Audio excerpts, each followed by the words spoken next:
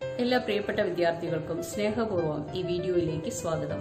ഞാൻ അനിത, പാലക്കാട് ജില്ലയിലെ Chittur government vocational higher secondary സ്കൂളിലെ FTCPയുടെ വൊക്കേഷണൽ അധ്യാപികയാണ്. കഴിഞ്ഞ ക്ലാസ്സുകളിൽ IT സെക്യൂരിറ്റി എന്ന മോഡ്യൂളിലെ കുറച്ച് കാര്യങ്ങളാണ് നിങ്ങൾ പഠിച്ചിരുന്നത്. ഇന്ന് നമ്മൾ ഡിസ്കസ് ചെയ്യുന്നത് ഹാക്കിംഗ് എന്ന ടോപ്പിക്കാണ്. അതിവേഗത്തിൽ വളർന്നുകൊണ്ടിരിക്കുന്ന ഒരു മേഖലയാണ് സൈബർ ലോകം. നമ്മളെല്ലാവരും ഇന്റർനെറ്റ്, ഫേസ്ബുക്ക്, വാട്സാപ്പ് തുടങ്ങിയവയെല്ലാം ഉപയോഗിക്കുന്നു. ഇന്റർനെറ്റിലൂടെ ബാങ്കിംഗ്, ഫിനാൻസ്, ഷോപ്പിംഗ് അങ്ങനെ പല കാര്യങ്ങളും ചെയ്തുകൊണ്ടിരിക്കുന്നു. പ്രത്യേകിച്ച് ഈ കോവിഡ് പശ്ചാത്തലത്തിൽ വളരെയധികം നമ്മൾ ഓൺലൈൻ മീഡിയയെ ആശ്രയിക്കുന്നു. എന്നിരുന്നാലും നിങ്ങൾക്ക് എല്ലാവർക്കും ഒരു തെറ്റായ ധാരണയുണ്ട്. പ്രധാന ബിസിനസ്സുകാരെയും ഗവൺമെന്റിനെയും മാത്രമാണ് ഹാക്കിംഗ് എന്ന പ്രശ്നം ബാധിക്കുന്നത്. എന്നാൽ എപ്പോഴെങ്കിലും നിങ്ങൾ ഒരു മലീഷ്യസ് വെബ്സൈറ്റ് സന്ദർശിക്കുകയോ സംശയാസ്പദമായ ഒരു ഇമെയിലിൽ നിന്ന് ഒരു അറ്റാച്ച്മെന്റ് ഡൗൺലോഡ് ചെയ്യുകയോ അല്ലെങ്കിൽ ഇന്റർനെറ്റ് ആക്സസ് ചെയ്യുന്നതിന് വേണ്ടി ഒരു പബ്ലിക് വൈഫൈ യൂസ് ചെയ്യുകയോ ചെയ്തിട്ടുണ്ടെങ്കിൽ തീർച്ചയായിട്ടും നിങ്ങളും ഹാക്കിങ്ങിന് ഇരയാകാൻ സാധ്യതയുണ്ട്. ഹാക്കിങ്ങിനെ കുറിച്ച് പഠിക്കാം. നമ്മളിവിടെ ഡിസ്കസ് ചെയ്യുന്ന topics: what is hacking, types of hackers, ethical hacking, different hacking techniques and cyber crime. അങ്ങനെ ഓരോ ടോപ്പിക്സ് ആയിട്ട് നമുക്കിനി ഡിസ്കസ് ചെയ്യാം.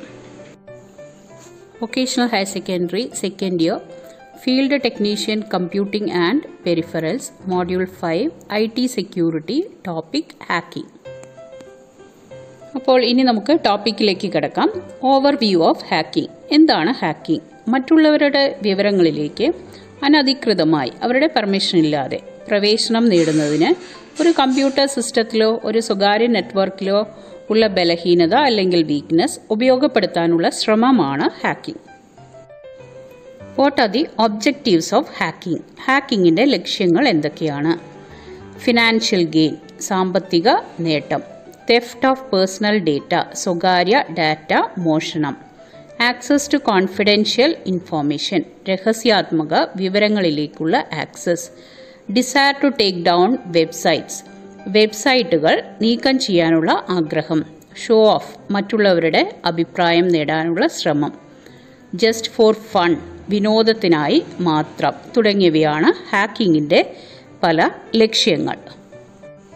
അടുത്തത്, ഹൂ ഈസ് എ ഹാക്കർ? ആരായിരിക്കും ഒരു ഹാക്കർ? മറ്റുള്ളവരുടെ വിവരങ്ങളിലേക്ക് ആക്സസ് നേടുന്നതിന് കമ്പ്യൂട്ടർ സിസ്റ്റങ്ങളിലെയും അല്ലെങ്കിൽ നെറ്റ്വർക്കുകളിലെയും ബലഹീനത കണ്ടെത്തുകയും ഉപയോഗപ്പെടുത്തുകയും ചെയ്യുന്ന വ്യക്തിയാണ് ഹാക്കർ. എങ്ങനെയുള്ളവരായിരിക്കും ഒരു ഹാക്കർ? കമ്പ്യൂട്ടർ സുരക്ഷയെക്കുറിച്ച് അറിവുള്ള വിദഗ്ധരായ കമ്പ്യൂട്ടർ പ്രോഗ്രാമർമാരാണ് hacker. A skilled computer programmer. Types of hackers. 3 തരത്തിലുള്ള ഹാക്കേഴ്സ് ഉണ്ട്. Black hat hackers, white hat hackers, അതേപോലെ grey hat hackers. Black hat hackers എന്ന് പറഞ്ഞു കഴിഞ്ഞാൽ ഈ ഗ്രൂപ്പിലുള്ളവർ ഭയങ്കര ഡേഞ്ചറാണ്. ഇവർ മറ്റുള്ളവരുടെ പെർമിഷൻ ഇല്ലാതെ അവരുടെ പേഴ്സണൽ ആയിട്ടുള്ള ഡീറ്റെയിൽസ് മോഷ്ടിക്കുകയും അതോടൊപ്പം തന്നെ ബാങ്ക് ഡീറ്റെയിൽസ്, പാസ്വേഡ്, അല്ലെങ്കിൽ ഒരു കമ്പനിയാണെങ്കിൽ കമ്പനിയുടെ ഡീറ്റെയിൽസ് എല്ലാം മോഷ്ടിച്ച് അത് പബ്ലിഷ് ചെയ്യും, അല്ലെങ്കിൽ മറ്റുള്ളവരെ കാണിക്കുമെന്നൊക്കെ പറഞ്ഞ് ഒരു പക്ഷേ കമ്പനികളിൽ നിന്നോ അല്ലെങ്കിൽ വ്യക്തികളിൽ നിന്നോ പണം ആവശ്യപ്പെടുന്നു. ഈ ബ്ലാക്ക് ഹാറ്റ് ഹാക്കേഴ്സിനെ ക്രാക്കേഴ്സ് എന്നുകൂടി പറയുന്നു. ഇനി മറ്റൊരു ഗ്രൂപ്പുണ്ട്, വൈറ്റ് ഹാറ്റ് ഹാക്കേഴ്സ്. എന്നാലും ഇവരും ഹാക്കേഴ്സ് തന്നെയാണ്.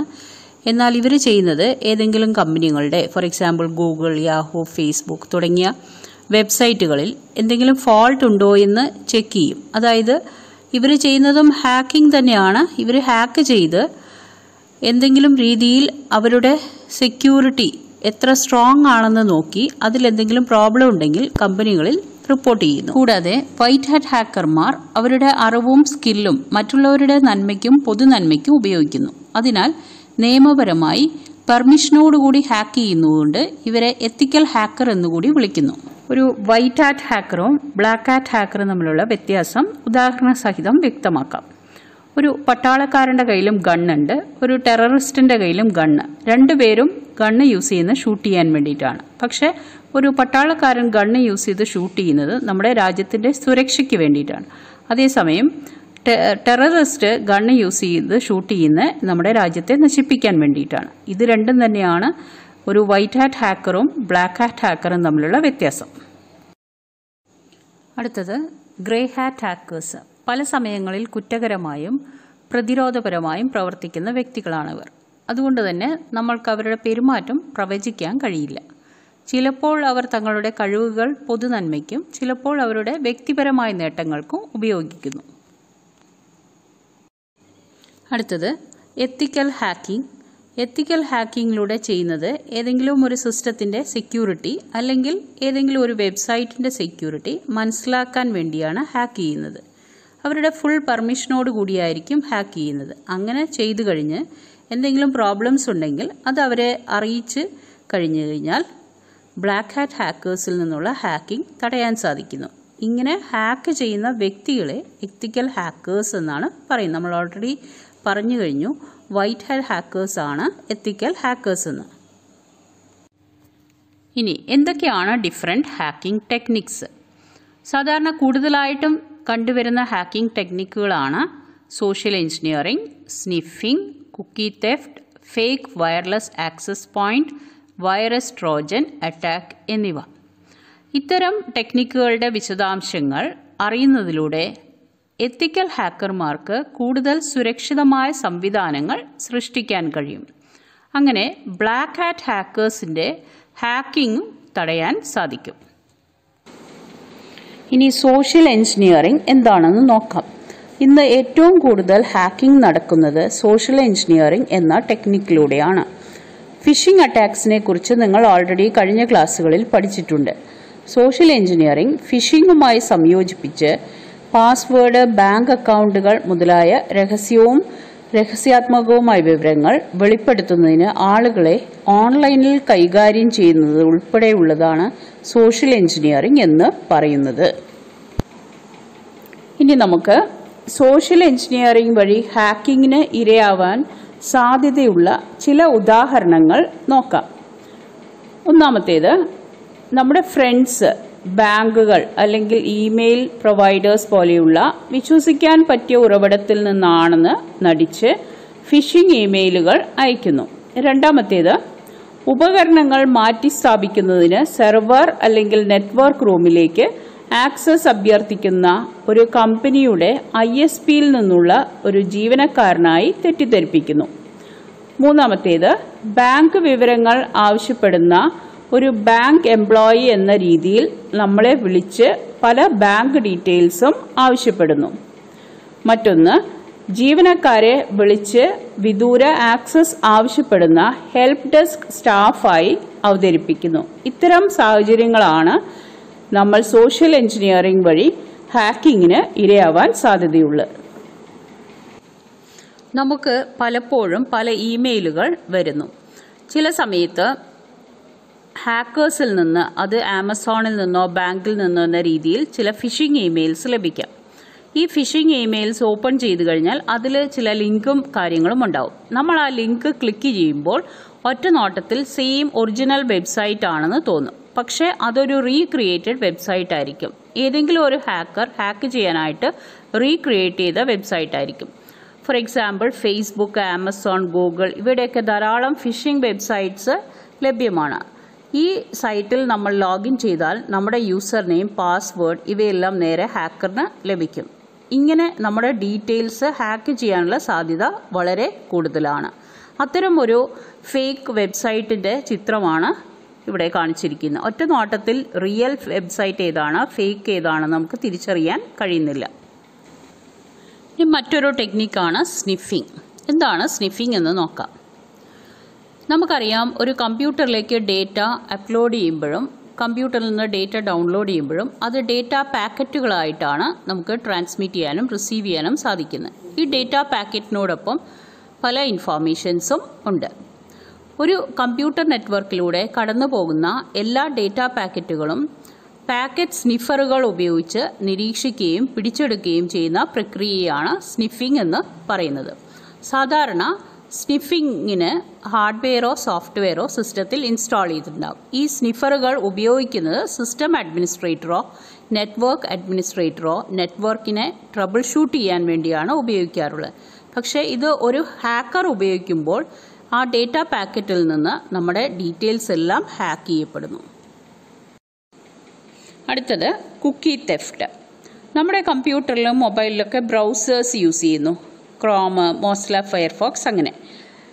ഈ ബ്രൗസറുകൾ യൂസ് ചെയ്തിട്ട് നമ്മൾ പല വെബ്സൈറ്റുകളും ആക്സസ് ചെയ്യുന്നു. നമ്മുടെ ബ്രൗസറിലെ കുക്കികൾ നമ്മൾ ആക്സസ് ചെയ്യുന്ന വ്യത്യസ്ത സൈറ്റുകൾക്കായി browsing history, user name, password എന്നിങ്ങനെയുള്ള പേഴ്സണൽ ഡേറ്റാസ് ഒരു ചെറിയ ടെക്സ്റ്റ് ഫയലായി നമ്മുടെ സിസ്റ്റത്തിൽ സേവ് ചെയ്യുന്നു. ഈ ചെറിയ ടെക്സ്റ്റ് ഫയലിനെയാണ് നമ്മൾ കുക്കീസ് എന്ന് പറയുന്നത്. ഈ കുക്കീസ് വെബ്സൈറ്റ് പിന്നീട് ഓപ്പൺ ചെയ്യുമ്പോൾ അത് ട്രാക്ക് ചെയ്യാൻ വളരെ ഹെൽപ്ഫുള്ളാണ്. പക്ഷേ ഇത് ഡേഞ്ചറസുമാണ്. കാരണം ഇതൊരു ഹാക്കർ ആക്സസ് ചെയ്ത് കഴിഞ്ഞാൽ നമ്മുടെ ആ വെബ്സൈറ്റിലെ പേഴ്സണൽ ഡീറ്റെയിൽസ് എല്ലാം ഹാക്കറിന് ലഭിക്കാനുള്ള സാധ്യതയുണ്ട്. നമ്മൾ മുൻപ് പറഞ്ഞ സോഷ്യൽ എഞ്ചിനീയറിംഗ് എന്ന ടെക്നിക്ക് പോലെ തന്നെ കൂടുതലായിട്ടും ഹാക്കിംഗ് നടത്തുന്ന ഒരു ടെക്നിക്കാണ് ഫേക്ക് വയർലെസ് ആക്സസ് പോയിന്റ്. വിവിധ തരം വയർലെസ് നെറ്റ്വർക്ക് കാർഡുകൾ കേബിളുകളില്ലാതെ കണക്ട് ചെയ്യാൻ അനുവദിക്കുന്ന ഒരു ഉപകരണമാണ് വയർലെസ് ആക്സസ് പോയിന്റ്. അതിനാൽ വയർലെസ് ലാനുകളിലേക്ക് കണക്ട് ചെയ്യാനും ഇന്റർനെറ്റ് ഉൾപ്പെടെയുള്ള ഉറവിടങ്ങൾ ആക്സസ് ചെയ്യാനും സാധിക്കുന്നു.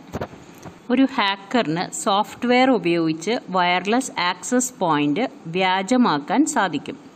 ഈ വയർലെസ് ആക്സസ് പോയിന്റ് പബ്ലിക് ഔദ്യോഗിക പൊതുസ്ഥലമായ വയർലെസ് ആക്സസ് പോയിന്റിലേക്ക് ബന്ധിപ്പിക്കുന്നു. ഇങ്ങനെ ഉള്ള ഒരു വ്യാജ വയർലെസ് ആക്സസ് പോയിന്റിലേക്ക് നിങ്ങൾ കണക്ട് ചെയ്ത് കഴിഞ്ഞാൽ ഒരു ഹാക്കർക്ക് നിങ്ങളുടെ ഡേറ്റ ആക്സസ് ചെയ്യാൻ സാധിക്കും. അങ്ങനെ നമ്മുടെ ഡീറ്റെയിൽസ് എല്ലാം മോഷ്ടിക്കപ്പെടുന്നു. സാധാരണ കൂടുതലായിട്ടും കാണുന്ന ഹാക്കിംഗ് ടെക്നിക്സുകളാണ് നമ്മളിവിടെ ഡിസ്കസ് ചെയ്തത്. ട്രോജൻ വൈറസ് അറ്റാക്ക് നിങ്ങൾ ഓൾറെഡി ആദ്യത്തെ ഭാഗത്ത് പഠിച്ചു കഴിഞ്ഞതാണ്. അതുകൊണ്ട് വീണ്ടും ഡിസ്കസ് ചെയ്യുന്നില്ല. ഇനി നമുക്ക് എന്താണ് സൈബർ ക്രൈം എന്ന് നോക്കാം. ധാരാളം സൈബർ കുറ്റകൃത്യങ്ങൾ നടന്നുകൊണ്ടിരിക്കുന്ന ഒരു കാലഘട്ടത്തിലാണ് നാം ഇന്ന് ജീവിക്കുന്നത്. ഇന്റർനെറ്റ് ഉപയോഗത്തിലൂടെയോ കമ്പ്യൂട്ടർ ഒരു ഉപകരണമായി ഉപയോഗിക്കുന്നതിലൂടെയോ നിയമവിരുദ്ധമോ അനീതിപരമോ ആയ ഏതൊരു പ്രവർത്തനത്തെയും സൈബർ കുറ്റകൃത്യം എന്ന് വിളിക്കുന്നു.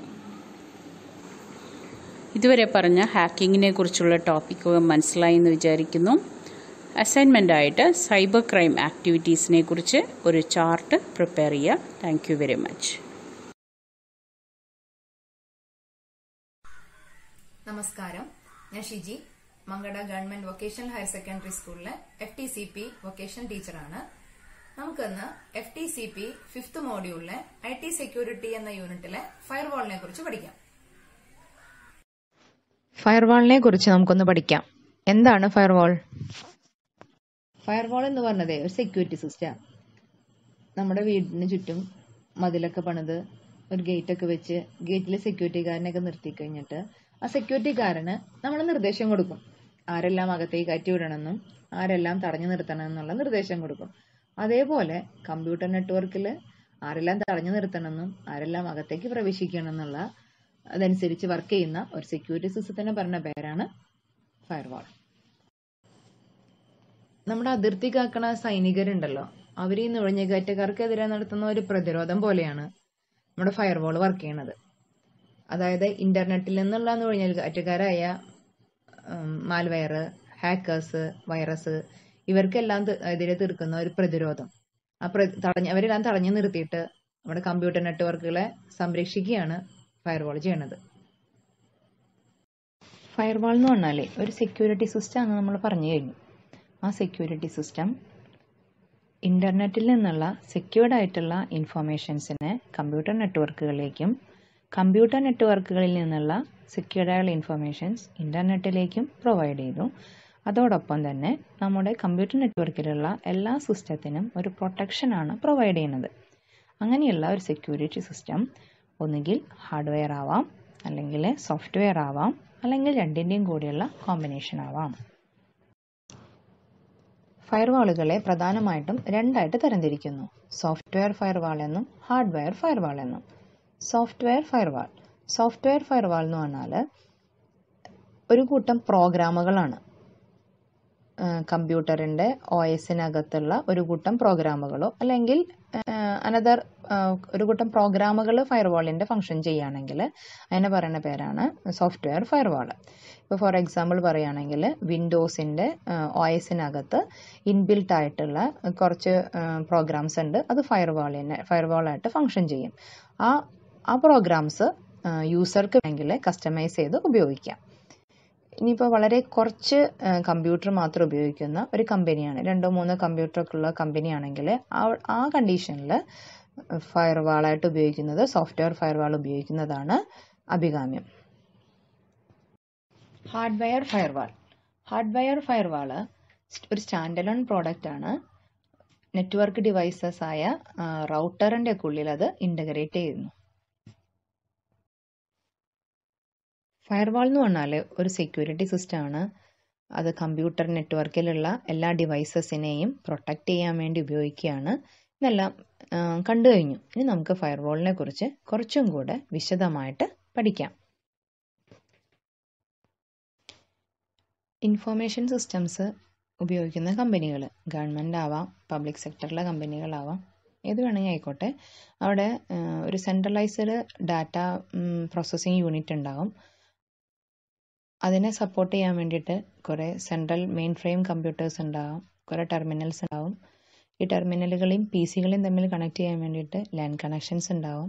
ഇനി കമ്പനിയുടെ തന്നെ വേറെ കുറേ ബ്രാഞ്ചസ് ഒക്കെ ഉണ്ടെങ്കിൽ ആ ബ്രാഞ്ചസുകളൊക്കെ ആയിട്ട് കമ്മ്യൂണിക്കേറ്റ് ചെയ്യാൻ വേണ്ടിയിട്ട് വേറൊരു നെറ്റ്വർക്ക്, വൈഡ് ഏരിയ നെറ്റ്വർക്ക് ഉപയോഗിക്കുന്നുണ്ടാവും. ഇൻ്റർനെറ്റ് പോലുള്ള വൈഡ് ഏരിയ നെറ്റ്വർക്ക്സ് ഒക്കെ യൂസ് ചെയ്യുന്നുണ്ടാവും. കമ്പനിയുടെ തന്നെ സ്വന്തമായ നെറ്റ്വർക്ക്, ഒരു വൈഡ് ഏരിയ നെറ്റ്വർക്ക് ഉണ്ടാവും. അപ്പോൾ ഇത്തരം സാഹചര്യങ്ങളിൽ കമ്പനിയുടെ കോൺഫിഡൻഷ്യൽ ആയിട്ടുള്ള ഒരുപാട് ഇൻഫോർമേഷൻസ് ഉണ്ടാവും. അതിൻ്റെ സെർവറിനകത്ത് സേവ് ചെയ്തിട്ടുള്ള കോൺഫിഡൻഷ്യൽ ആയിട്ടുള്ള ഒരുപാട് ഇൻഫോർമേഷൻസ് കമ്പനിയുടെ ടോപ്പ് സീക്രട്സ് ആവാം, അതേപോലെ പ്രോഡക്റ്റിൻ്റെ ഡെവലപ്മെൻറ്റ് പ്ലാൻ ആവാം, മാർക്കറ്റിംഗ് സ്ട്രാറ്റജീസ് ആവാം. അങ്ങനെയുള്ള കോൺഫിഡൻഷ്യൽ ആയുള്ള ഇൻഫോർമേഷൻസ് ഒന്നും ഇങ്ങനെ ഡാറ്റ കൈമാറ്റം നടക്കുമ്പോഴൊന്നും, അല്ലെങ്കിൽ ഇൻ്റർനെറ്റുമായിട്ട് ഡാറ്റ കൈമാറ്റം നടക്കുമ്പോഴൊന്നും നഷ്ടപ്പെട്ടു പോകാൻ പാടില്ല. അങ്ങനെ നഷ്ടപ്പെട്ടു പോവാതെ കമ്പനിയുടെ സ്ട്രക്ചറിനെ, ഡാറ്റകളെല്ലാം സംരക്ഷിക്കാൻ വേണ്ടി ഫയർവാൾ അത്യന്താപേക്ഷിതമാണ്. ഫയർവാളിൻ്റെ ക്യാരക്ടറിസ്റ്റിക്സ്, അതിൽ ഒന്നാമത്തെ ക്യാരക്ടറിസ്റ്റിക്സ് അതിൻ്റെ സ്ഥാനമാണ്. അതെവിടെയാണ് സ്ഥാപിക്കുന്നത്?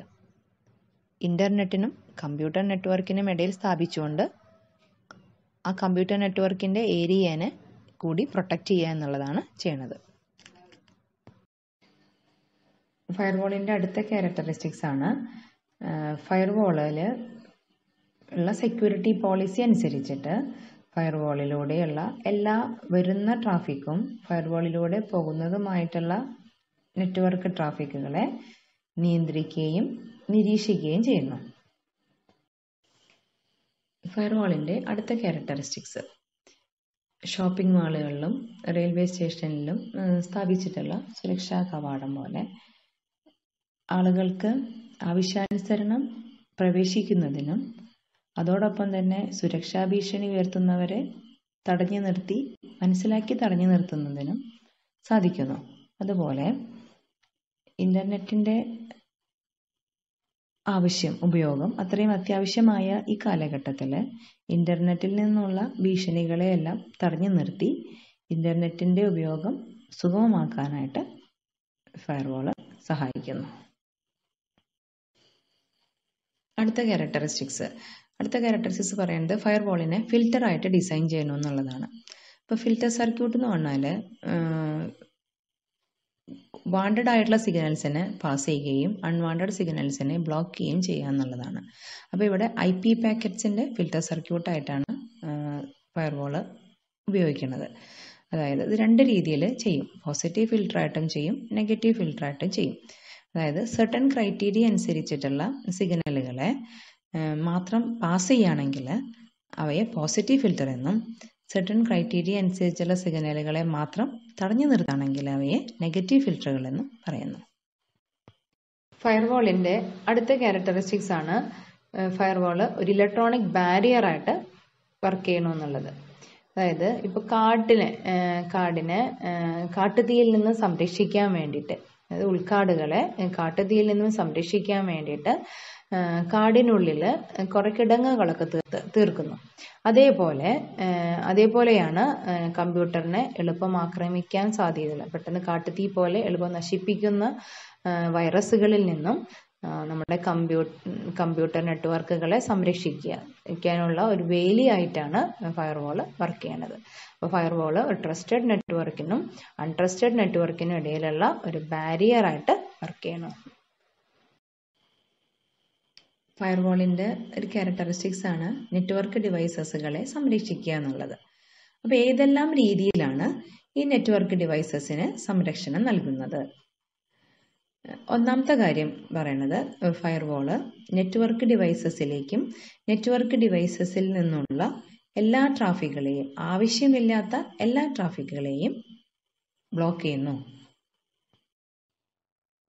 ഫയർവാള് നെറ്റ്വർക്കിലേക്ക് വരുന്ന എല്ലാ സിഗ്നലുകളെയും അക്സെപ്റ്റ് ചെയ്തിട്ട്, ട്രസ്റ്റഡ് സിഗ്നലുകളെ അക്സെപ്റ്റ് ചെയ്തിട്ട് ആ ഇൻകമിങ് സിഗ്നലുകളിൽ ഏത് സിസ്റ്റത്തിലേക്കാണോ, ഇന്റേണൽ സിസ്റ്റത്തിലേക്കാണോ കൊടുക്കേണ്ടതെന്ന് വെച്ചാൽ ആ കറസ്പോണ്ടിങ് സിസ്റ്റത്തിലേക്ക് അതിനെ ഫോർവേഡ് ചെയ്യുന്നു.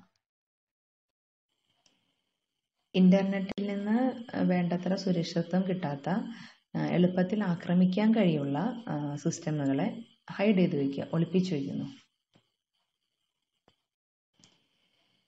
സിസ്റ്റത്തിൻ്റെ പേര്, നെറ്റ്വർക്ക് ടോപ്പോളജി, ഏത് നെറ്റ്വർക്ക് ഡിവൈസാണ് ഉപയോഗിക്കുന്നത്, അതേപോലെ ഇന്റേണൽ യൂസറുടെ ID, ഇത്രയും കാര്യങ്ങൾ ഇന്റർനെറ്റിൽ നിന്നും ഫയർവാൾ ഒളിപ്പിച്ചു വയ്ക്കുന്നു. ഒരു പ്രൈവറ്റ് നെറ്റ്വർക്കിലേക്കുള്ള എല്ലാ ട്രാഫിക്കുകളും, വരുന്നതും പോകുന്നതുമായിട്ടുള്ള എല്ലാ ട്രാഫിക്കുകളും ഫയർവാൾ രേഖപ്പെടുത്തി വയ്ക്കുന്നുണ്ട്. ഒരു യൂസർ നെറ്റ്വർക്കിലെ റിസോഴ്സസിനെ ആക്സസ് ചെയ്യണമെങ്കിൽ ആ യൂസർ ആരാണെന്ന് അറിയണം. എന്നാൽ മാത്രമേ അതിന് വേണ്ട പെർമിഷൻ ലഭിക്കുകയുള്ളൂ. അപ്പോൾ യൂസർ ആരാണെന്ന് അറിയണമെങ്കിൽ യൂസർക്ക് ഒരു യൂസർ നെയിമും പാസ്വേഡും പ്രൊവൈഡ് ചെയ്തിട്ടുണ്ടാവും. ഇത്തരത്തിൽ ഓതറൈസ് ചെയ്തിട്ടുള്ള യൂസർക്ക് മാത്രമേ റിസോഴ്സസിനെ ആക്സസ് ചെയ്യാൻ ഫയർവാൾ അനുവദിക്കുകയുള്ളൂ. അപ്പോൾ ഈ വിധത്തിലും മതിയായ സുരക്ഷ ഫയർവാൾ ഉറപ്പുവരുത്തുന്നു.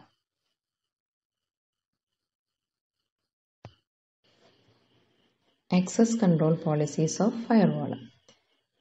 ഒരു ഫയർവാളിൻ്റെ ഓപ്പറേഷനിൽ ആക്സസ് കൺട്രോൾ പോളിസിക്ക് പ്രധാന പങ്കുണ്ട്. ഒരു ഫയർവാളിനെ ഡിസൈൻ ചെയ്യാനും അതിൽ സെക്യൂരിറ്റി പോളിസി സ്ഥാപിക്കാനുമായിട്ട് 4 തരത്തിലുള്ള ടെക്നിക്കുകളാണ് ഉപയോഗിക്കുന്നത്. Service control, direction control, user control, behavioural control. Service control എന്നുള്ള ഒരു ആക്സസ് കൺട്രോൾ പോളിസി ഉപയോഗിച്ച് ഫയർവാളിൽ ഒരു സെക്യൂരിറ്റി പോളിസി എസ്റ്റാബ്ലിഷ് ചെയ്യുമ്പോൾ ഏതെല്ലാം രീതിയിലുള്ള സർവീസിനെയാണ് കൺട്രോൾ ചെയ്യുന്നത് എന്ന് പരിശോധിക്കാം. അതിലൊന്നാമത്തത്, ഏത് ടൈപ്പ് ഇൻ്റർനെറ്റ് സർവീസാണ് ആക്സസ് ചെയ്യണത് എന്നുള്ളത് ഡിറ്റർമിൻ ചെയ്യുന്നു. അത് ഇൻബൗണ്ട് ആണോ ഔട്ട് ബൗണ്ട് ആണോ? ഇൻബൗണ്ട് എന്ന് പറഞ്ഞു കഴിഞ്ഞാൽ ഇൻ്റർനെറ്റിൽ നിന്ന് ഫയർവാളിലേക്കും ഫയർവാൾ വഴി കമ്പ്യൂട്ടർ നെറ്റ്വർക്കിലേക്കും, ഔട്ട് ബൗണ്ട് എന്ന് പറഞ്ഞു കഴിഞ്ഞാൽ ഫയർവാൾ വഴി ഫയർവാളിൽ നിന്ന് അല്ലെങ്കിൽ നമ്മുടെ നെറ്റ്വർക്കിൽ നിന്ന് ഇൻ്റർനെറ്റിലേക്കും ഉള്ള സർവീസ്, അതാണ് ഔട്ട് ബൗണ്ട് എന്ന് പറയുന്നത്. രണ്ടാമത് ചെയ്യണത് ട്രാഫിക്കിനെ ഫിൽറ്റർ ചെയ്യണം. IP അഡ്രസ്സിൻ്റെയും പ്രോട്ടോകോളിൻ്റെയും പോർട്ട് നമ്പറിൻ്റെ ഒക്കെ അടിസ്ഥാനത്തിൽ ട്രാഫിക്കിനെ ഫിൽറ്റർ ചെയ്യണം. പിന്നെ ഒരു കാര്യം ചെയ്യണത് പ്രോക്സി സെർവേഴ്സിനെ പ്രൊവൈഡ് ചെയ്യണം. അപ്പോൾ പ്രോക്സി സെർവേഴ്സ് സർവീസ് റിക്വസ്റ്റിനെ റിസീവ് ചെയ്യണം, എന്നിട്ട് ഇൻ്റർപ്രറ്റ് ചെയ്തിട്ട് ദെൻ പാസ് ചെയ്യാം. ഈ 3 കാര്യങ്ങളാണ് അപ്പോൾ സർവീസ് കൺട്രോളിൽ ചെയ്യണത്. അടുത്ത കൺട്രോൾ പോളിസിയാണ് പറയുന്നത് ഡയറക്ഷൻ കൺട്രോൾ. അപ്പോൾ ഡയറക്ഷൻ കൺട്രോൾ ചെയ്യുന്നത് ഒരു പർട്ടിക്കുലർ സർവീസിൻ്റെ സർവീസ് റിക്വസ്റ്റ് ഡയറക്ഷൻ, അതായത് അത് ഫയർവാളിൽ ഇനീഷ്യേറ്റ് ചെയ്യുന്നതോ അല്ലെങ്കിൽ ഫയർവാൾ വഴി പാസ് ചെയ്യുന്നതുമായിട്ടുള്ള പർട്ടിക്കുലർ സർവീസിൻ്റെ ഡയറക്ഷൻ ഡിറ്റർമിൻ ചെയ്യാം. അടുത്ത ആക്സസ് കൺട്രോൾ പോളിസിയാണ് യൂസർ കൺട്രോൾ. ഇത് സാധാരണയായിട്ട് ഫയർവാളിൻ്റെ പെരിമീറ്ററിലുള്ള യൂസറിനെയാണ് കൺട്രോൾ ചെയ്യുന്നത്. ഇതിലെന്താണെന്ന് വെച്ചാൽ ഇതിൽ ചെയ്യണത് ഏത് യൂസറാണോ അറ്റംപ്റ്റ് ചെയ്യണത്, ആക്സസ് ചെയ്യാൻ വേണ്ടി അറ്റംപ്റ്റ് ചെയ്യുന്നത് ഏത് യൂസറാണോ ആ യൂസറിനെ കൺട്രോൾ ചെയ്യുക എന്നുള്ളതാണ്. ഇനി എക്സ്റ്റേണൽ യൂസറിനെയും കൂടെ കൺട്രോൾ ചെയ്യാൻ പറ്റും. അതിന് വേണ്ടിയിട്ട് സെക്യൂർ ആയിട്ടുള്ള ഒതന്റിക്കേഷൻ ടെക്നിക്സ് ഉപയോഗിച്ചുകൊണ്ട്. Behaviour control. ചില പ്രത്യേക സേവനങ്ങൾ ഫയർവാളിൽ എങ്ങനെ ഉപയോഗിക്കുന്നു അതിനെ കൺട്രോൾ ചെയ്യുക. എക്സാമ്പിൾ പറയുകയാണെങ്കിൽ, ഇപ്പോൾ ഇമെയിലിൻ്റെ കേസ് എടുക്കുകയാണെങ്കിൽ ഇമെയിലിൽ വരുന്ന സ്പാമിനെ എലിമിനേറ്റ് ചെയ്യാൻ വേണ്ടിയിട്ട് ഫയർവാൾ അവിടെ ഫിൽറ്ററിംഗ് ആണ് ചെയ്യുന്നത്. ഇമെയിലുകളുടെ മെസ്സേജ് കണ്ടന്റും സെൻഡ് അഡ്രസ്സും റിസീവ്ഡ് അഡ്രസ്സും എല്ലാം ചെക്ക് ചെയ്തിട്ട് അതിലെ എത്രമാത്രം സ്പാമുകൾ ഉണ്ട് അതിനെ ഫിൽറ്റർ ചെയ്തിട്ടാണ് അതിനെ ഒഴിവാക്കുന്നത്. അതേപോലെ ചില പ്രത്യേക സേവനങ്ങൾ എങ്ങനെ ചെയ്യുന്നു എന്ന് അതിനെ കൺട്രോൾ ചെയ്യുക. അതാണ് ബിഹേവിയറൽ കൺട്രോൾ. ഇനി അടുത്തത് കേപ്പബിലിറ്റീസ് ഓഫ് ഫയർവാൾ. അതായത് ഫയർവാളിന്റെ അഡ്വാൻറ്റേജസ് അല്ലെങ്കിൽ ഗുണങ്ങൾ എന്തെല്ലാമാണ് എന്ന് എന്തെല്ലാം ഗുണങ്ങളാണ് ഫയർവാളിനുള്ളതെന്ന് പരിശോധിക്കാം. അതിൽ ഒന്നാമത്തത് പറയുന്നതാണ് ഫയർവാളിനെ ഒരു സിംഗിൾ ചോക്ക് പോയിന്റ് ആയിട്ടാണ് ഡിഫൈൻ ചെയ്യുന്നത്. അങ്ങനെ സിംഗിൾ ചോക്ക് പോയിന്റ് ആകുമ്പോൾ അൺഓതറൈസ്ഡ് യൂസേഴ്സിന് നെറ്റ്വർക്കിന്റെ ഉള്ളിലേക്ക് പ്രവേശിക്കാതെ തടഞ്ഞു നിർത്താൻ പറ്റും. അപ്പൊ എന്താണ് സിംഗിൾ ചോക്ക് പോയിന്റ്? അതായത് നമ്മൾ ഒരു സൂപ്പർ മാർക്കറ്റിലേക്ക് കയറുന്ന ചെക്ക് ഇൻ പോലെ, അല്ലെങ്കിൽ ഒരു എയർപോർട്ടിലേക്ക് കയറുന്ന ചെക്ക് ഇൻ പോലെ ഒരു നേരോ പാത്ത് വഴി, ആ ഒരു ഫയർവാൾ വഴി മാത്രമാണ് നെറ്റ്വർക്കിലേക്കും നെറ്റ്വർക്കിൽ നിന്നും ഉള്ള സിഗ്നലുകളെ പാസ് ചെയ്യുന്നത്. അപ്പൊ അത് പ്രകാരം അറ്റാക്കേഴ്സിനെ എളുപ്പം കണ്ടുപിടിക്കാനും മനസ്സിലാക്കാനും അതേപോലെ അവർ ഏതുതരം അറ്റാക്കാണ് പ്രൊവൈഡ് ചെയ്യുന്നതെന്നുള്ള കാര്യം മനസ്സിലാക്കാനൊക്കെ സാധിക്കും. അപ്പോൾ അതുമൂലം നമുക്ക് നമ്മുടെ നെറ്റ്വർക്കിനെ നമുക്ക് പ്രൊട്ടക്ട് ചെയ്യാൻ സാധിക്കും. ഫയർവാളിന്റെ അടുത്ത കേപ്പബിലിറ്റി, അതായത് എളുപ്പം ആക്രമിക്കാൻ സാധ്യതയുള്ള സർവീസുകളെ നെറ്റ്വർക്കിലേക്ക് വരുന്നതും നെറ്റ്വർക്കിൽ നിന്ന് പോകുന്നതും തടഞ്ഞു നിർത്താം.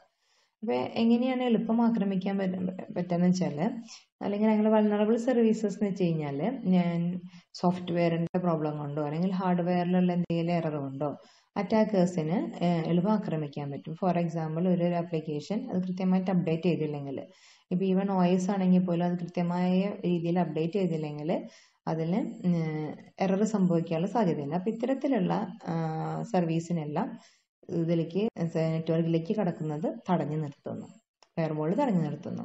പിന്നെ ഫയർവാൾ ഒരു IP സ്പൂഫിങ്ങിന് പ്രൊട്ടക്ഷൻ പ്രൊവൈഡ് ചെയ്യണം. ഈ IP സ്പൂഫിംഗ് എന്ന് വെച്ച് കഴിഞ്ഞാൽ ഒരു ആൾമാറാട്ടം നടത്താന്നുള്ളത്. അതായത് അറ്റാക്ക് ചെയ്യുമ്പോൾ ആരാന്ന് വെളിപ്പെടുത്താതെ ആൾമാറാട്ടം നടത്താം. അതിനുവേണ്ടി ഉപയോഗിക്കുന്നത് ഈ നെറ്റ്വർക്കിന് അകത്തുള്ള യൂസറിന്റെ IP അഡ്രസ് ഉപയോഗിച്ചുകൊണ്ട് അറ്റാക്ക് നടത്താൻ ശ്രമിക്കുക. അപ്പൊ അതിന് ഫയർവാൾ തടഞ്ഞു നിർത്തുന്നു. ഫയർവാളിന്റെ അടുത്ത കേപ്പബിലിറ്റിയാണ് പറയുന്നത്, ഒരു സെക്യൂരിറ്റി റിലേറ്റ് ചെയ്തുള്ള ഇവന്റ്സ് വരാണെങ്കിൽ അതിനെ മോണിറ്റർ ചെയ്യാനുള്ള സംവിധാനം കൂടിയുണ്ട്, അതിനെ നിരീക്ഷിക്കാനുള്ള സംവിധാനം കൂടിയുണ്ട്. അപ്പൊ നിരീക്ഷിക്കുക മാത്രമല്ല ചെയ്യണത്, അതിന് നമുക്ക് അലാംസ് തരും, അതായത് സെക്യൂരിറ്റി വാർണിംഗ് തരും, വാർണിംഗ് പ്രൊവൈഡ് ചെയ്യണം. അതേപോലെ തന്നെ അവയെ ഓഡിറ്റ് ചെയ്ത് വെക്കുന്നു, രേഖപ്പെടുത്തി വെക്കാനുള്ള സംവിധാനം കൂടെ ഫയർവാൾ പ്രൊവൈഡ് ചെയ്യുന്നുണ്ട്. ഫയർവാൾ സെക്യൂരിറ്റിക്ക് ഒരു കൺവീനിയന്റ് ആയിട്ടുള്ള ഒരു പ്ലാറ്റ്ഫോമാണ് പ്രൊവൈഡ് ചെയ്യുന്നത്. കൂടാതെ ഫയർവാളിനകത്ത് ഒരു നെറ്റ്വർക്ക് അഡ്രസ് ട്രാൻസ്ലേറ്റർ ഉണ്ട്. ആ നെറ്റ്വർക്ക് അഡ്രസ് ട്രാൻസ്ലേറ്റർ ലോക്കൽ അഡ്രസ്സിനെ ഇന്റർനെറ്റ് അഡ്രസ് ആക്കി മാപ്പ് ചെയ്യുന്നു. കൂടാതെ അതിൽ ഒരു നെറ്റ്വർക്ക് മാനേജ്മെന്റ് ഫംഗ്ഷൻ ഉണ്ട്. അത് ഇന്റർനെറ്റിന്റെ യൂസേജിനെ ലോഗ് ചെയ്യാനും ഓഡിറ്റ് ചെയ്യും കൂടെ ചെയ്യുന്നുണ്ട്. ഫയർവാളിന്റെ അടുത്ത കേപ്പബിലിറ്റി, ഫയർവാൾ IP സെക്യൂരിറ്റിക്ക് ഒരു കൺവീനിയന്റ് ആയിട്ടുള്ള പ്ലാറ്റ്ഫോമാണ് പ്രൊവൈഡ് ചെയ്യുന്നത്. കൂടാതെ അത് വെർച്വൽ പ്രൈവറ്റ് നെറ്റ്വർക്കിൽ കൂടെ ഉപയോഗിക്കുന്നു. ഇനി നമുക്ക് ഫയർവാളിന്റെ ലിമിറ്റേഷൻസിനെ കുറിച്ച് ഡിസ്കസ് ചെയ്യാം. അതായത് നമ്മൾ കണ്ടു കഴിഞ്ഞു ഫയർവാൾ എവിടെയാണ് എസ്റ്റാബ്ലിഷ് ചെയ്യണമെന്ന് കണ്ടു കഴിഞ്ഞു. അപ്പോൾ എല്ലാ ട്രാഫിക്കും ഫയർവാൾ വഴിയാണെന്നും പറഞ്ഞു കഴിഞ്ഞു. ഇനി ഒരു കമ്പനി കൺസിഡർ ചെയ്യുക. ആ കമ്പനിക്കകത്ത് ഉള്ള ഒരു എംപ്ലോയി അയാളുടെ സിസ്റ്റത്തില് ഇന്റർനെറ്റ് ആക്സസ് ചെയ്യാൻ വേണ്ടിയിട്ട് ഈ നെറ്റ്വർക്ക് അല്ലാതെ കമ്പനിയുടെ വേറൊരു നെറ്റ്വർക്ക് വഴിയോ അല്ലെങ്കിൽ പേഴ്സണൽ നെറ്റ്വർക്ക് വഴിയോ ഒക്കെ ഇന്റർനെറ്റ് ആക്സസ് ചെയ്യുമ്പോൾ അതുവഴി ത്രെട്ടുകൾ സിസ്റ്റത്തിലേക്ക് വരാനും അങ്ങനെ ആ സിസ്റ്റത്തിനെ ഡാറ്റകളെല്ലാം നഷ്ടപ്പെടാനും സാധ്യതയുണ്ട്. അപ്പോൾ അവിടെ കമ്പനിക്കകത്ത് ഒരു ഫയർവാൾ വെച്ചിട്ടുണ്ട്. ഈ കമ്പനിയുടെയും ഈ കമ്പ്യൂട്ടറിന്റെ കൂടെ ഡാറ്റ നഷ്ടപ്പെടാൻ പാടില്ലാത്തതാണ്. പക്ഷെ അത് ബൈപ്പാസ് ചെയ്ത് വരുന്ന, അത് കഴിഞ്ഞിട്ട് വരുന്ന ഒരു ഇതായതുകൊണ്ട് ഫയർവാളിന്റെ കൺട്രോളിൽ വിടുന്നതല്ല. അപ്പോൾ ഫയർവാളിന് അതിനെ പ്രൊട്ടക്ട് ചെയ്യാനായിട്ട് സാധിക്കുന്നില്ല. ഇതൊരു ഫയർവാളിന്റെ ഒരു ഡ്രോബാക്ക് ആണ്. Laptop, personal digital assistant, portable storage devices, ഇത്തരം സാധനങ്ങളെല്ലാം കമ്പനിയുടെ കമ്പ്യൂട്ടർ നെറ്റ്വർക്കിനുള്ളിൽ ഉപയോഗിക്കുക. അതേപോലെ തന്നെ ഔട്ട്സൈഡിലും പുറമെ വേറൊരു നെറ്റ്വർക്കിലും ഉപയോഗിക്കുക, അല്ലെങ്കിൽ വേറെ സിസ്റ്റത്തിൽ ഉപയോഗിക്കുകയാണെങ്കിൽ അങ്ങനെ വീണ്ടും കമ്പനി നെറ്റ്വർക്കിൽ വന്നിട്ട് ഡാറ്റ ഫയൽ ഷെയർ ചെയ്യുകയോ ഫയൽ ട്രാൻസ്ഫർ ഒക്കെ നടക്കുമ്പോൾ അതുവഴി വൈറസ് എഫക്റ്റ് ചെയ്തിട്ടുള്ള പ്രോഗ്രാംസ് അല്ലെങ്കിൽ ഫയൽസ് എല്ലാം സിസ്റ്റത്തിൽ കമ്പ്യൂട്ടർ നെറ്റ്വർക്കിലേക്ക് പ്രവേശിക്കുകയും അതുവഴി മൊത്തം നെറ്റ്വർക്കിനെ തന്നെ അത് ബാധിക്കുകയും ചെയ്യുന്നു. അപ്പം ഇത്തരത്തിൽ ഇങ്ങനെ വൈറസ് എഫക്റ്റ് ചെയ്തുള്ള പ്രോഗ്രാംസിനൊന്നും ഫയർവാളിനെ കൊണ്ട് കൺട്രോൾ ചെയ്യാനായിട്ട്, ഫയർവാളിനെ ലിമിറ്റ് ചെയ്യാനായിട്ട് സാധിക്കില്ല. അപ്പം അത് ഫയർവാളിൻ്റെ ഒരു ഡ്രോബാക്ക് ആണ്. Types of firewall. ഫയർവാൾ ഏത് OSI ലെയറിലാണ് ഇൻ്റഗ്രേറ്റ് ചെയ്യണത് എന്നനുസരിച്ചിട്ട് ഫയർവാളിനെ 3 തരംതിരിക്കുന്നു. Packet filtering firewall, application level gateway, stateful inspection firewall. Packet filtering firewall പേര് സൂചിപ്പിക്കുന്നത് പോലെ തന്നെ IP പാക്കറ്റ്സിന്റെ ഫിൽറ്ററിംഗ് ആണ് അവിടെ നടക്കുന്നത്. അതിൽ ഒരു സെറ്റ് ഓഫ് റൂൾ അനുസരിച്ചിട്ട് ഇൻകമിങ് IP പാക്കറ്റ്സിനെയും അതേപോലെ ഔട്ട് ഗോയിങ് IP പാക്കറ്റ്സിനെയും ഫിൽറ്റർ ചെയ്യുന്നു. ആ പർട്ടിക്കുലർ റൂള് മാച്ച് ചെയ്യുന്നില്ലെങ്കിൽ അതിനെ റിജക്റ്റ് ചെയ്യുക, മാച്ച് ചെയ്യുന്നുണ്ടെങ്കിൽ അതിനെ ഫോർവേഡ് ചെയ്യുന്നു.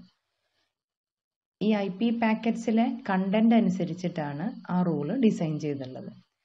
IP പാക്കറ്റിലെ IP ഹെഡറിന്റെ കണ്ടന്റ് അനുസരിച്ചിട്ട് IP ഹെഡറിൽ ഏത് സോഴ്സിൽ നിന്നാണ് IP പാക്കറ്റ്സ് വരുന്നത് അതിനെ സോഴ്സ് IP അഡ്രസ് എന്നും, ഏത് പാക്കറ്റിലേക്കാണ് IP അഡ്രസ് പോകേണ്ടത് എത്തിച്ചേരേണ്ടത് അതിനെ ഡെസ്റ്റിനേഷൻ IP അഡ്രസ് എന്നും, ഇനി ഏത് പോർട്ടിൽ നിന്നാണ് വരുന്നത്, ഏത് പ്രോട്ടോകോൾ അനുസരിച്ചാണ് വരുന്നത്, ഈ കാര്യങ്ങളെല്ലാം IP ഹെഡറിലുണ്ടാവും. ഇതിനനുസരിച്ചിട്ട് IP ഹെഡറിലെ കണ്ടന്റ് അനുസരിച്ചിട്ട് ആ കണ്ടന്റ് മാച്ച് ചെയ്യുന്ന രീതിയിൽ ആ കണ്ടന്റ്സിനെ മാച്ച് ചെയ്യുന്നുണ്ടോ എന്നുള്ള നോക്കിയിട്ടാണ് അവിടെ ഫിൽറ്ററിങ് നടക്കുന്നത്. IP പാക്കറ്റ്സിലെ കണ്ടന്റ് ആ റൂള് മാച്ച് ചെയ്യുന്നുണ്ടോ, മാച്ച് ചെയ്യുന്നുണ്ടെങ്കിൽ ഒന്നുകിൽ ഫോർവേഡ് ചെയ്യും അല്ലെങ്കിൽ അത് ഡിസ്കാർഡ് ചെയ്യും. അത് ഫിൽറ്ററിനനുസരിച്ചിരിക്കും. പോസിറ്റീവ് ഫിൽറ്റർ ആണെങ്കിൽ ഫോർവേഡ് ചെയ്യും, നെഗറ്റീവ് ഫിൽറ്റർ ആണെങ്കിൽ അത് റിജക്റ്റ് ചെയ്യും. ഇനി ആ കണ്ടന്റിൽ IP പാക്കറ്റ്സിന്റെ കണ്ടന്റ് ആയിട്ട് അവിടെ മിസ്മാച്ചിങ് നടക്കുകയാണെങ്കിൽ ഈ ഇത്തരം ഫിൽറ്ററിൽ ഒരു ഡീഫോൾട്ട് ആയിട്ടുള്ള ഒരു ആക്ഷൻ കൂടെ അവിടെ ഡിസൈൻ ചെയ്തിട്ടുണ്ട്. പിന്നെ ഈ ഫിൽറ്റേഴ്സ് ഓപ്പറേറ്റ് ചെയ്യുന്നത് നെറ്റ്വർക്ക് ആക്സസ് ലെയറിലാണ്. നെറ്റ്വർക്ക് ആക്സസ് ലെയറിന് OSI ലെയറിന്റെ നെറ്റ്വർക്ക് ആക്സസ് ലെയറിലാണ് അത് ഓപ്പറേറ്റ് ചെയ്യുന്നത്. പാക്കറ്റ് ഫിൽറ്ററിംഗ് ഫയർവാളിന്റെ അഡ്വാൻറ്റേജസ് ആണ്. ഒന്നാമത്തെ അഡ്വാൻറ്റേജസ് കോസ്റ്റ് ഇഫക്റ്റീവ് ആണ്. അതായത് ഓൾറെഡി എക്സിസ്റ്റ് ചെയ്യുന്ന ഒരു റൗട്ടറിനകത്ത് ട്രാഫിക് റൂൾസ് ആഡ് ചെയ്യാൻ പറ്റും.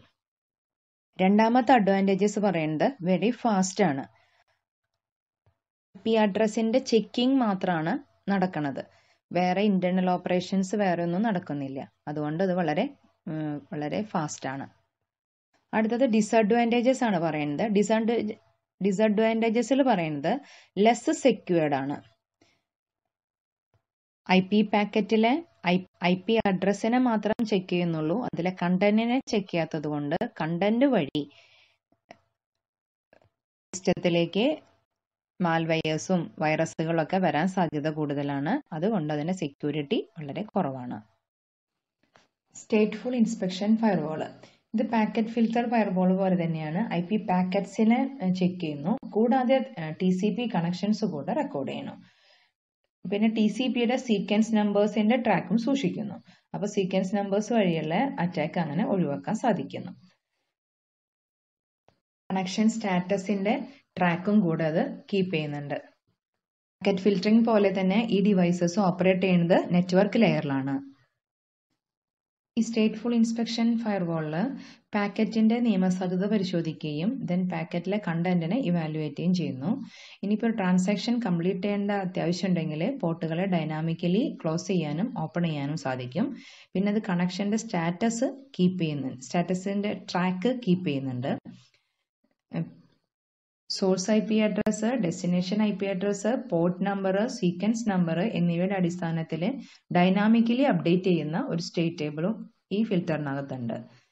ഈ പാക്കറ്റ് ഫിൽറ്റർ പോലെ തന്നെയാണ്, പക്ഷേ അതിനേക്കാൾ കുറെ കൂടെ സെക്യൂരിറ്റിയാണ്. നെറ്റ്വർക്ക് ലെയറിൽ തന്നെയാണ് ഈ ഡിവൈസസും ഓപ്പറേറ്റ് ചെയ്യുന്നത്. അടുത്ത ഫയർവാള് അപ്ലിക്കേഷൻ ലെവൽ ഗേറ്റ്വേ. ഈ അപ്ലിക്കേഷൻ ലെവൽ ഗേറ്റ്വേനെ പറയുന്ന പേരാണ് application level proxy. Application level ട്രാഫിക്കിന്റെ ഒരു റിലേ ആയിട്ടാണ് ഇത് വർക്ക് ചെയ്യുന്നത്. അതായത് കുറച്ച് സമയം ഈ ട്രാഫിക്കിനെ സേവ് ചെയ്ത് വെക്കുന്ന ഒരു റിലേ ആയിട്ടാണ് അത് വർക്ക് ചെയ്യുന്നത്. ഈ ഡിവൈസസ് ഓപ്പറേറ്റ് ചെയ്യുന്നത് അപ്ലിക്കേഷൻ ലെയറിലാണ്. അതുകൊണ്ട് അപ്ലിക്കേഷൻ ലെയറിലൂടെയുള്ള ട്രാഫിക്കിനെ ലോഗ് ചെയ്യാനും ഓഡിറ്റ് ചെയ്യാനൊക്കെ എളുപ്പമാണ്. ഈ അപ്ലിക്കേഷൻ ലെവൽ ഗേറ്റ്വേസ് സ്ഥാപിക്കുന്നത് ക്ലയന്റ് സെർവർ സിസ്റ്റത്തിനകത്താണ്. ഈ പ്രോക്സി സെർവർ ക്ലയന്റിന്റെ ഐ പി അഡ്രസ്സും അതേപോലെ സെക്യൂർ ആയിട്ടുള്ള ഇൻഫോർമേഷൻസ് എല്ലാം ഹൈഡ് ചെയ്യണം. ഇതെങ്ങനെയാണ് വർക്ക് ചെയ്യണമെന്ന് നോക്കാം. ഒരു യൂസർ ഒരു ഗേറ്റ്വേനെ FTPയോ ടെൽനെറ്റോ പോലുള്ള TCP/IP ആപ്ലിക്കേഷൻ ഉപയോഗിച്ചിട്ട് കോണ്ടാക്ട് ചെയ്യണം. ഗേറ്റ്വേ അപ്പോൾ യൂസറിന്റെ ഡീറ്റെയിൽസ്, ഏത് ഹോസ്റ്റാണോ ആക്സസ് ചെയ്യേണ്ടതെന്ന് വെച്ചാൽ അതിന്റെ ഡീറ്റെയിൽസ് അന്വേഷിക്കുന്നു. യൂസർ വീണ്ടും ഈ വാലിഡ് ആയിട്ടുള്ള യൂസർ ഐഡിയും ഒതന്റിക്കേഷൻ ഇൻഫോർമേഷനും ഈ ഗേറ്റ്വേക്ക് പ്രൊവൈഡ് ചെയ്യണം. ദെൻ അത്രയും നേരം ആ ആപ്ലിക്കേഷൻ കണ്ടന്റ്സ്, ഡാറ്റ എല്ലാം TCP സെഗ്മെന്റിൽ അടങ്ങിയിട്ടുള്ള ആപ്ലിക്കേഷൻ കണ്ടന്റ് എല്ലാം ആ റിലേ ചെയ്യാണ്. ആ ഇൻഫർമേഷൻസ് എല്ലാം പ്രോക്സി സെർവറിനകത്ത് റിലേ ചെയ്യാണ് ചെയ്യുന്നത്. ഈ ഗേറ്റ്വേ ആ പർട്ടിക്കുലർ ആപ്ലിക്കേഷന്റെ പ്രോക്സി കോഡ് ഒന്നും ഇംപ്ലിമെന്റ് ചെയ്തില്ലെങ്കിൽ ആ പർട്ടിക്കുലർ സർവീസിനെ സപ്പോർട്ട് ചെയ്യുന്നില്ല. അത് ഫയർവാൾ വഴി ഫോർവേഡും ചെയ്യാൻ കഴിയില്ല. Advantages of application level gateway. ഈ ഗേറ്റ്വേ പാക്കറ്റ് ലെവൽ ഫിൽറ്റേഴ്സിനേക്കാളും കുറെ കൂടെ സെക്യൂരിറ്റി പ്രൊവൈഡ് ചെയ്യുന്നുണ്ട്. പിന്നെ ആപ്ലിക്കേഷൻ ലെവലിൽ വർക്ക് ചെയ്യുന്നുണ്ട്. ആപ്ലിക്കേഷൻ ലെവൽ ഡിവൈസസ് ആയതുകൊണ്ട് എല്ലാ ഇൻകമിംഗ് ട്രാഫിക്കിനെയും ലോഗ് ചെയ്യാനും ഓഡിറ്റ് ചെയ്യാനും എളുപ്പമാണ്. ഇനി ചാപ്റ്ററിൽ നിന്നുള്ള അസൈൻമെന്റ്സ്. ഫയർവാളിന്റെ പർപ്പസ് എന്താണ്? ഫയർവാളിലെ 4 ആക്സസ് കൺട്രോൾ പോളിസീസ് എന്താണ്? ഏത് ടൈപ്പ് ഓഫ് പ്രൊട്ടക്ഷൻ ആണ് ഫയർവാൾ പ്രൊവൈഡ് ചെയ്യുന്നത്? ഡിഫറെന്റ് ടൈപ്സ് ഓഫ് ഫയർവാളിനെ കുറിച്ച് ലിസ്റ്റ് ചെയ്യുക. ഇന്നത്തെ ക്ലാസ്സിൽ നാം ഫയർവാൾ എന്താണെന്നും ഫയർവാളിന്റെ കേപ്പബിലിറ്റീസ്, അതിന്റെ പ്രോപ്പർട്ടീസ്, അതെങ്ങനെയാണ് പ്രൊട്ടക്ഷൻ പ്രൊവൈഡ് ചെയ്യുന്നത്, അതിന്റെ ലിമിറ്റേഷൻസ്, ഇതെല്ലാം നാം കണ്ടു കഴിഞ്ഞു. കൂടാതെ ഫയർവാളിലെ access control policies, direction control, service control, user control, behaviour control, ഇങ്ങനെ 4 തരത്തിലുള്ള ആക്സസ് പോളിസീസും 3 തരം ഫയർവാളിനെ കുറിച്ചും പഠിച്ചു. അതായത് packet filtering firewall, application level gateway, stateful inspection firewall. ഈ ഫയർവാളുകളുടെ അഡ്വാൻറ്റേജസും ഡിസഡ്വാൻറ്റേജസും എല്ലാം പഠിച്ചു കഴിഞ്ഞു. എല്ലാവർക്കും മനസ്സിലായി എന്ന് കരുതുന്നു.